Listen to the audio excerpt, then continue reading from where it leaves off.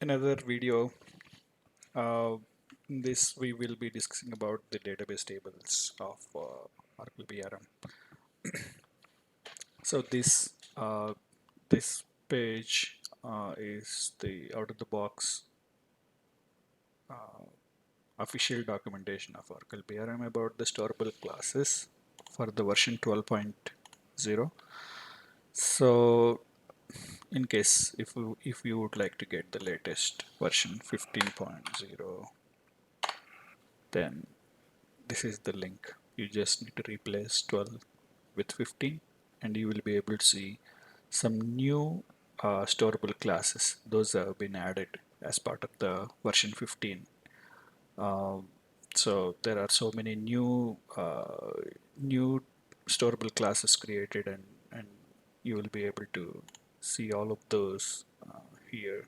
For example, config slash role, let's say config role. This is not there in 12.0.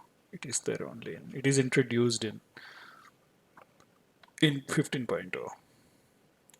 So bookmark this when you start learning about the database objects. Bookmark this URL and then try to understand. Go through as many database objects.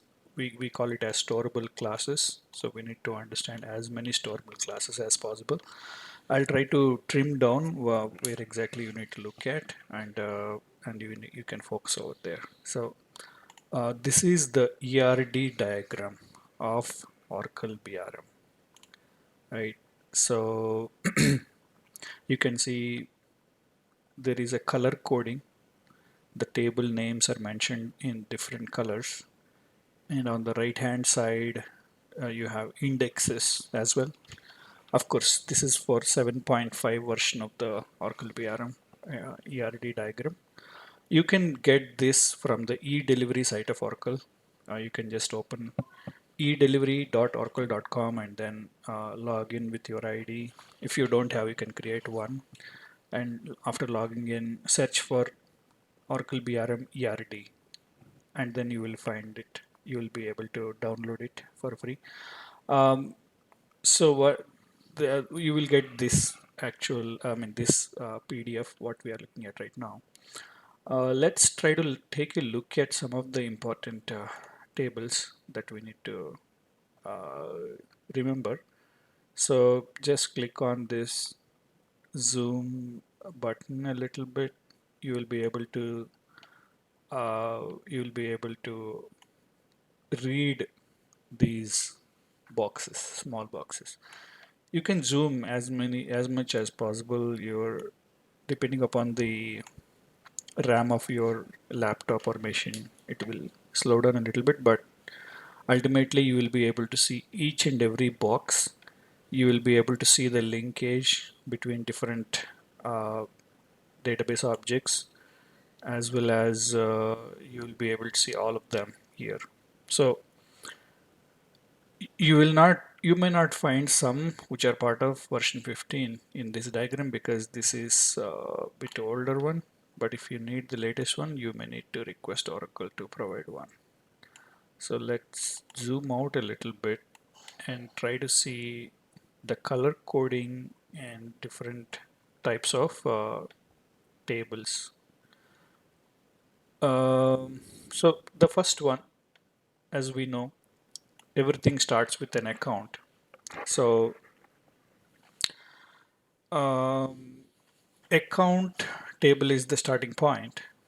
So we will have accounts, and when we create an account, all the information will be stored under account tables. Let's take a look. Let's try to find out where is the account table here. As you can see here, it is in yellow color. So all the account related tables are in yellow color. So um and you can see account T is having subtables like account exemptions, account internal notes, account name info table. Each table will have different columns and of course there will be indexes on certain columns. So if you see the account T table, account number is the main key column, because we will be able to find the accounts based on the account number.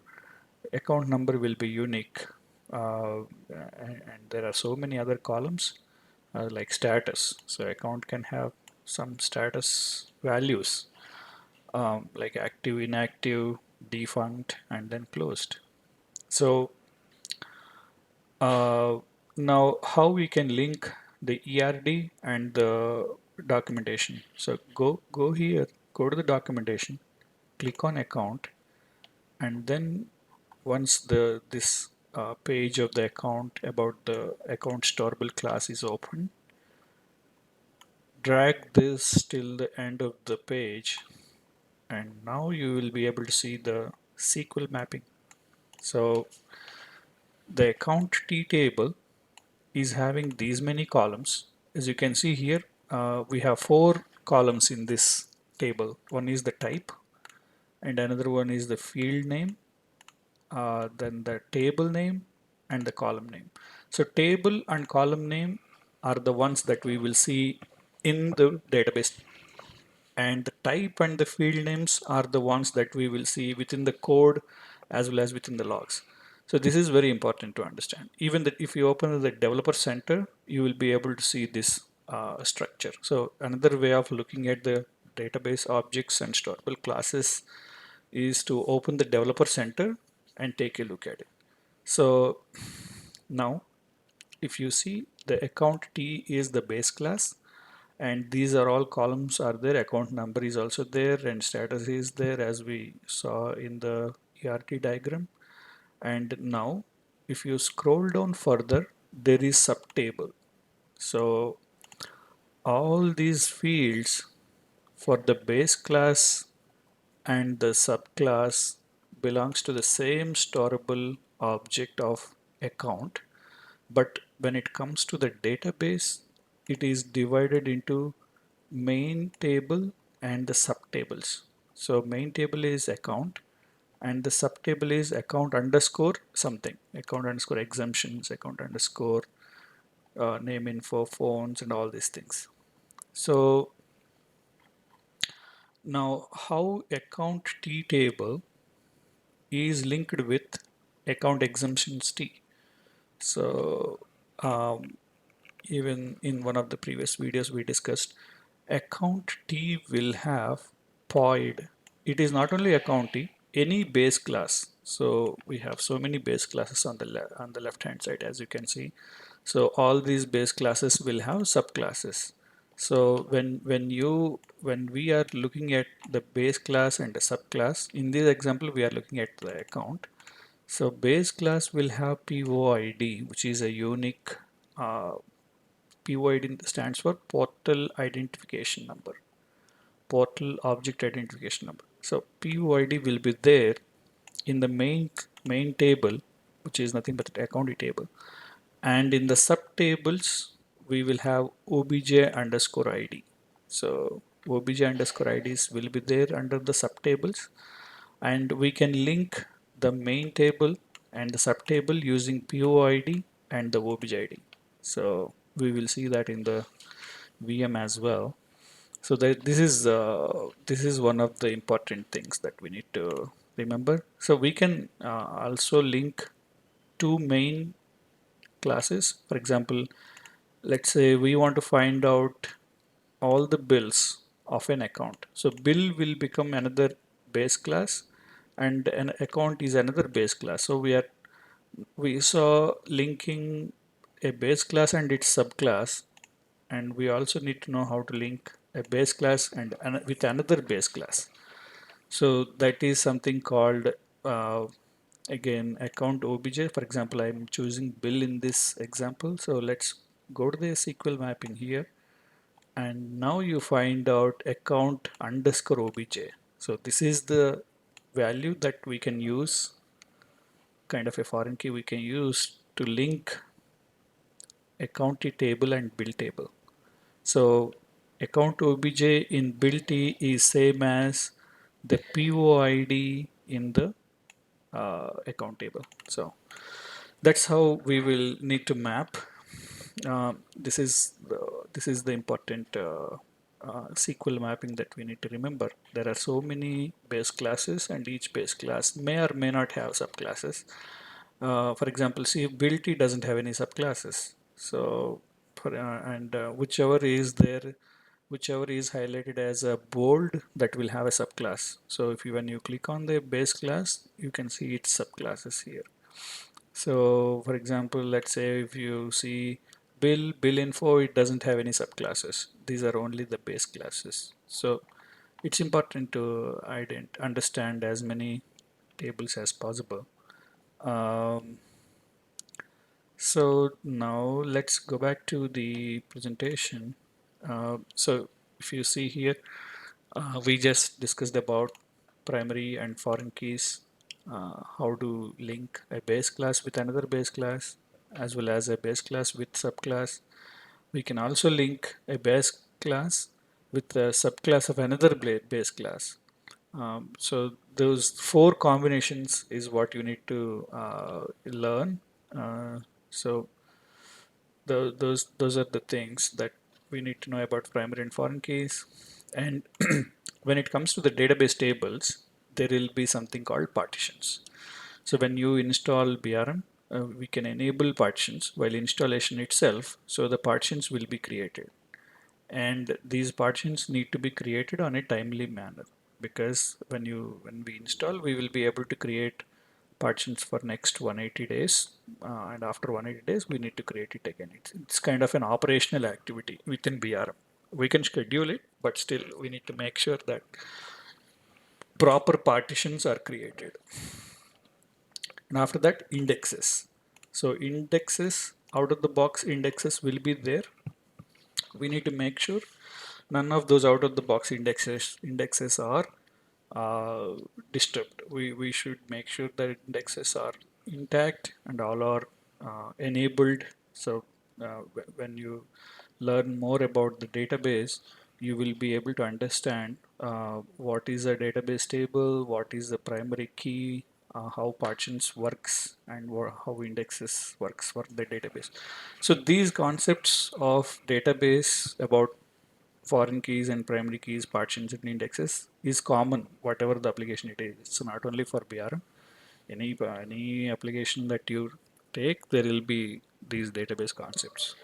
So, so it's important to learn about about these database concepts of database, but how how Oracle BRM will be impacted with these is also important to know. So we saw about account table. So once we create an account, then all the details will be stored in the account table. Let's say we let's say we change the password for a customer. Then what will happen? Then there will be a non-billable event that will be stored under the event tables. So similarly, let's say we added a plan to a customer, which will be like $100 a month uh, recurring. Then that will be stored as a billable event. So billable and non-billable events. Event is the starting point. So the kind of billable events will be it can be like one time one time charges, recurring recurring charges are possible, and usage charges are also will be there. There could be discounted events will be there, and AR, for example, adjustments, payments, refunds, all those AR kind of events will also be there.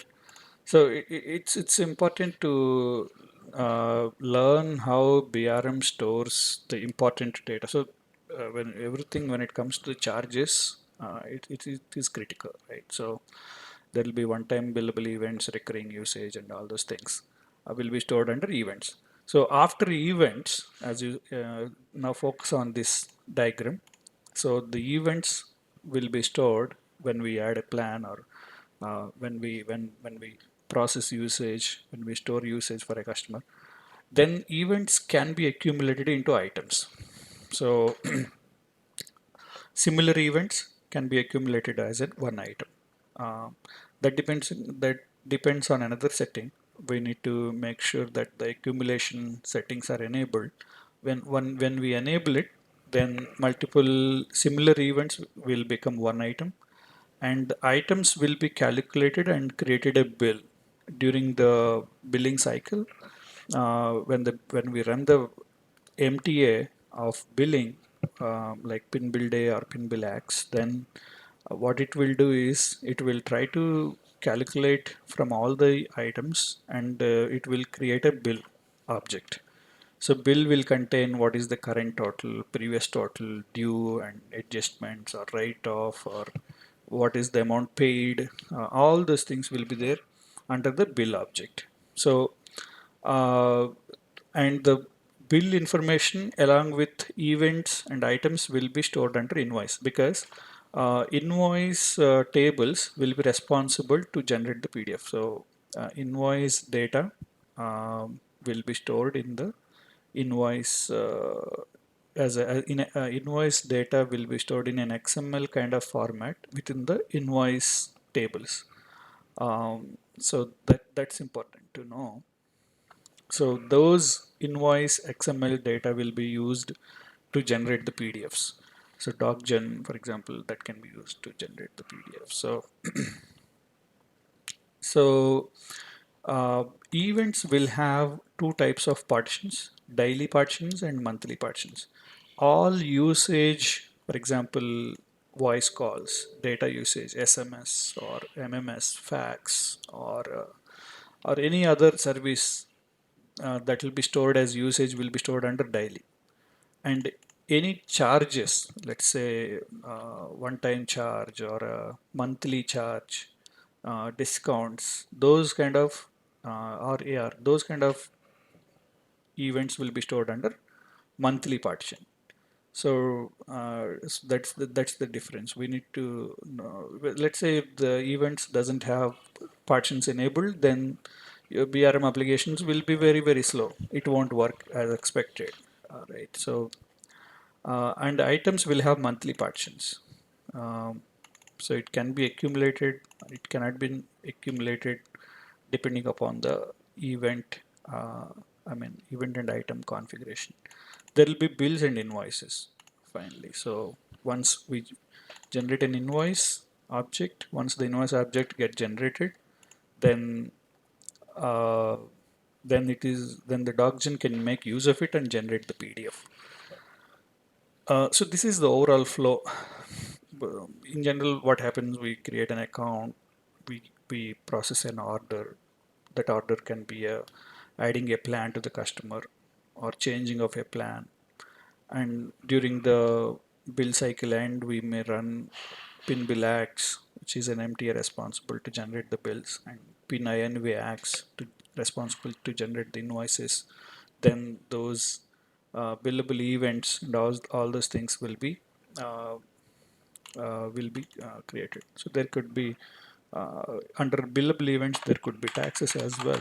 So when uh, we can define when the tax should get calculated at the time of creating the charge or at the time of billing. So two options will be there. If you open PDC and go through the pricing center configurations, you will be able to see how to set up the tax configurations and how to change the settings, when to apply taxes, and so on. Uh, so that is all about the important database tables, and this is the color coding that you see. Like, what are all the important you know tables, like for example, data underscore T is there in a different color. Accounts related tables are in different color. The pricing related plan services, plan deals, all those things are in a different color. Rate plan tables, these are also belongs to the pricing. PDCs related tables. which are there in BRM. Uh, so these are all uh, having a different color now, and config tables are under gray color. So you can see lot of config tables. Config tables holds business configurations and so many other configurable values which impacts the functionality of BRM. So it's very critical to know about some of the important config tables as well. We will see in the future upcoming videos about the configurations, how each configuration will impact the business functionality, and the event tables. So events, let's go back to the event related base class here. So if you click events, see how many event tables are there. So each type of event will be stored in a different database class. So let's go to the,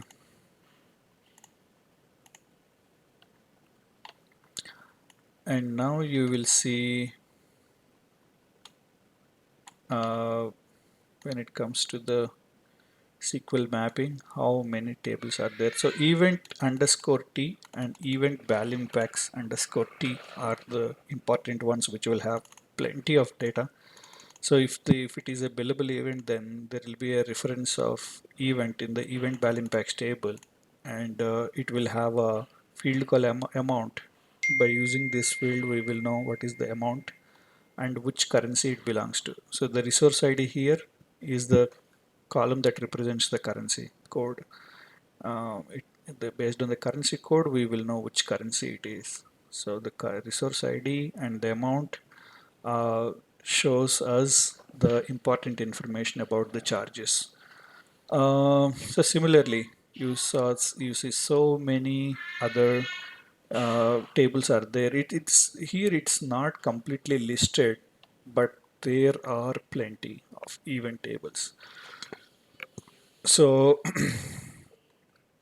so when you are trying to diagnose an issue, if you don't know in which table the particular event gets stored, then it will be difficult to identify or analyze the root cause. So the simplest way is look into the event table, because every event will be stored under event, and look at its POI type. So POI type tells us what kind of event it is and where it can be stored.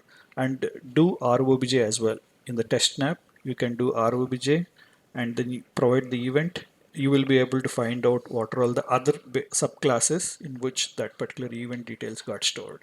That's the easiest way for identifying the list of tables in which a particular event got stored.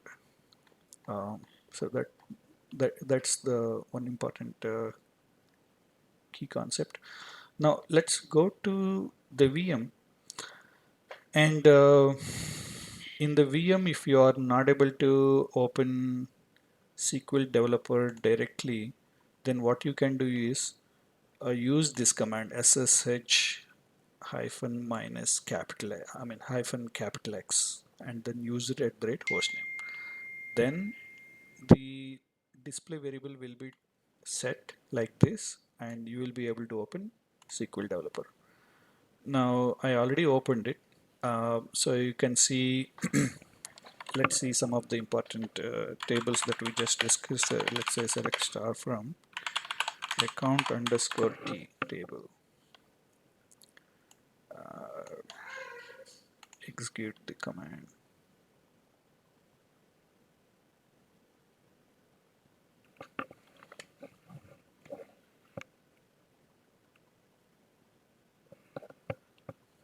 It's a bit slow in VM. It takes a little bit of time to fetch and display and all those things. See, for example, we have these many accounts, uh, and this account should be there by default. The row number 11, I mean the POID is 1. That's the root account. So the root account is the one which will be used to access all other applications. So it must be there. Whether we create an account or not, but this root account will be there by default. We should not change it, modify it, or even delete it. Otherwise, if we do any changes to it, the BRM application will not work as expected. But the remaining accounts, we can either delete or create or modify whatever that we want to do. We can do it. So let's say let's take a look at the database object relationship. So we have another subtable called uh, let's say account name info t. So this is the table where the first name, last name, company name, address, and other details of an account will be stored. So how do I link? Let's say I have an account with account number as this, and I want to know the company details or the address details for this. So how can I do it? I'll take a POID of this account here, copy it, and this subclass or subtable will have the obj ID as we discussed just a while ago. So copy it and paste it. Now execute the command again.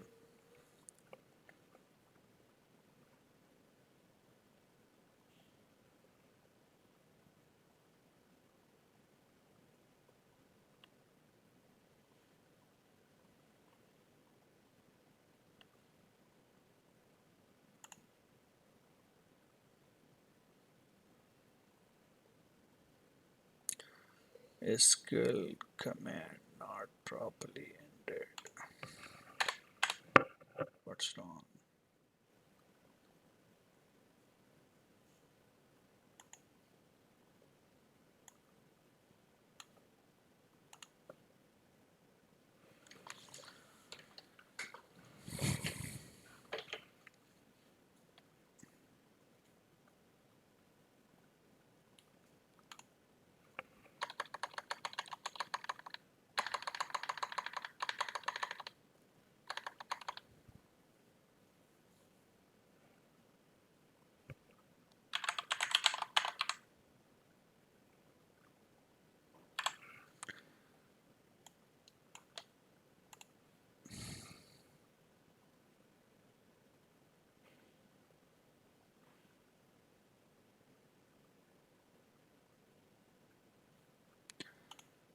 Okay, now where obj underscore id 0 equals to this.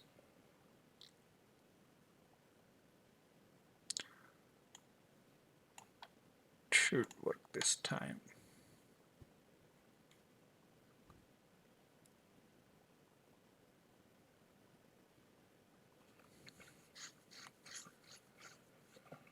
Yeah, so there's nothing that syntactically that I modified, but maybe some weird character got typed in between. So anyway, so we got, let's do the same thing here as well. POID equals to this. So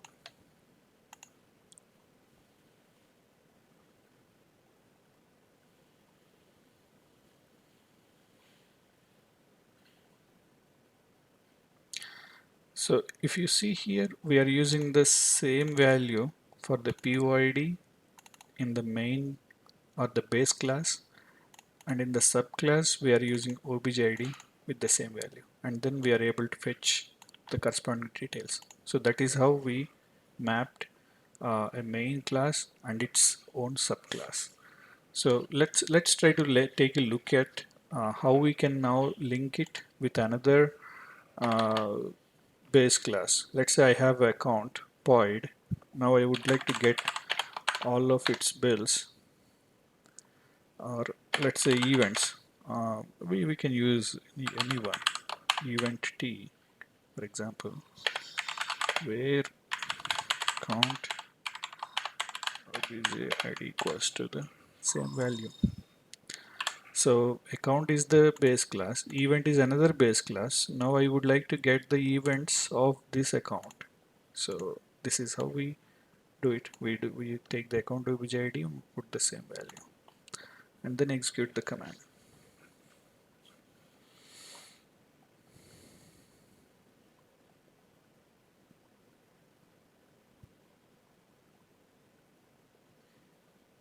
So if you see here, we got product action purchase, deal purchase, pay info invoice, billing. So all of these are non-billable events. Uh, Similarly, we can use event val impacts TS table as well. So for the same account,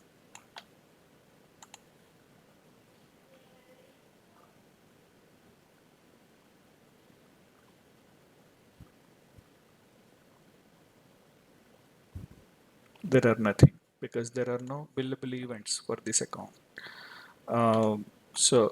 Let's say we are going to look at the event val impacts in total.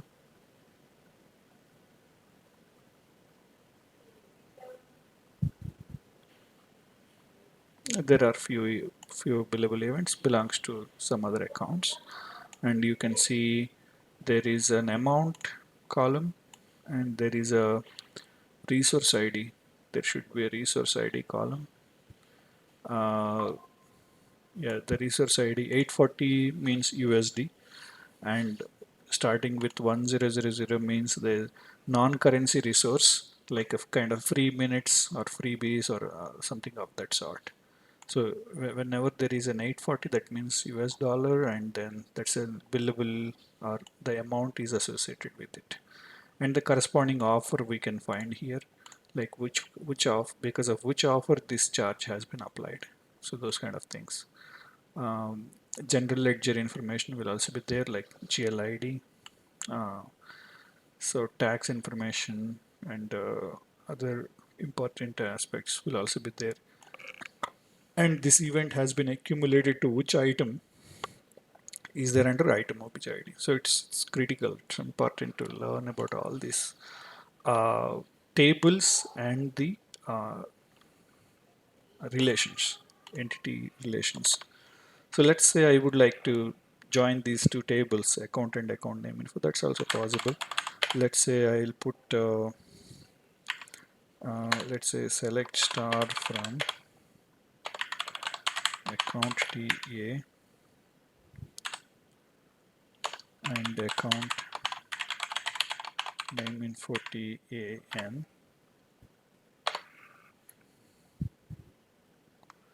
Uh, where a dot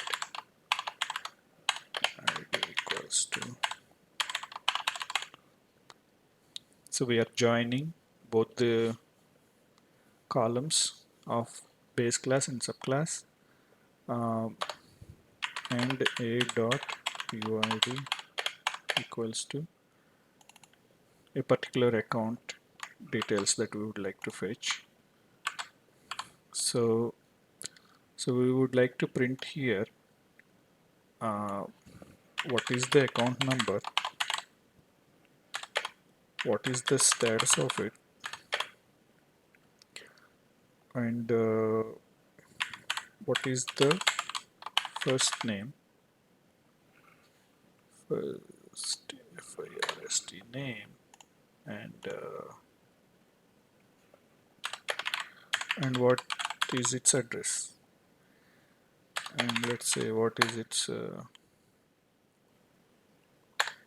city, for example. So we are going to print only this. So we can join like this. You can use a join keyword that will join the left outer portion of the table. So, uh, but those are all database concepts, nothing specific to BRM. But what is specific to BRM is the base class and subclasses that we discussed just now. So as you can see here, account number, status. So how you will know what is 10100 means? Because this is just a number. We don't know whether it is a whether this account is active or what are all the other status that BRM provides. So we can check that by looking at this account based class. Scroll down until you find the status field. Here it is. Click on this status. Now we are here. Uh, so enum, the data type of the status is enum, and the description says it is the status of the account. The values are defunct, that means 0. Active means 10100, inactive and closed. So BRM is offering 4 different types of account statuses. So in another video, when we discuss about account management, we will talk about this status in detail. But for now, you need to know what is the status, and account will have a status. Similarly, bill info will have a status. It's important to know what are all the objects that will have a status. When we look at the status, we will come to know how BRM process each and every database object in which fashion. Like if there is a status means there will be a life cycle. It can go from defunct to active, or it can be directly active, and it can go from active to inactive and then again come back from inactive to active, or go to closed, from account to closed, sorry, from active status to closed status. But once it is closed, it cannot come back to either active or inactive. So BRM will have a uh, is have a predefined life cycle for each object, uh, that is stored as a status. So if we understand these life cycles correctly, then we can work around, or we can work through the requirements. For example, let's say you got some business requirements. All the business requirements are in front of you. So initially the account should be active, but there is no business requirement that says when the account should go from active to inactive. That means there is something wrong. I mean, those, because BRM is looking at these statuses, right? So we should know when the account should go from active to inactive, and inactive to active, or inactive to closed, and what should happen to the closed account after a certain period of time. So all these things, so you need to build the requirements around these life cycles of each object. So um, so that's how important the status fields are. So in account we have status field. Again, in bill info we have status field. Similarly, we have in the item there will be a status field. Let's take a look at the item status. Using a SQL command, you will be able to find what are all the objects that will have status field. We can also find it in the DD objects T table. So here for item, we have 3 status. Status of this item. Values are pending, that means unbilled, or billed, and closed. So when an item gets created, it will be unbilled because billing might happen after a period of time when the bill cycle ends. So until that time, item will be in pending state. So it will go to open once the billing is done and the invoice gets generated. So once the billing is done, it will be open. Once the payment is made, it can be a payment or an adjustment or a write-off, whatever it is, it will go to closed. So let's say we have so many pending items, then that means something is wrong. Some of the business process is not happening correctly around the items. So we need to build the requirements around these life cycle of these items. So similarly, there will be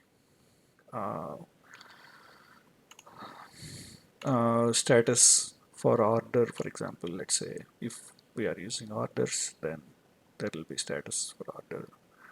Uh, and purchased product, for example, let's say we purchase a product for a customer. Purchase product is nothing but buying a charge offer to a customer, like customer will have a charge offer associated with their account. And then it will have either not set, active, inactive, cancelled, these kind of things. Um, so this is all about the important database tables and architecture. I mean, like the database architecture and the entity relationships of the of Oracle BRM. Thank you.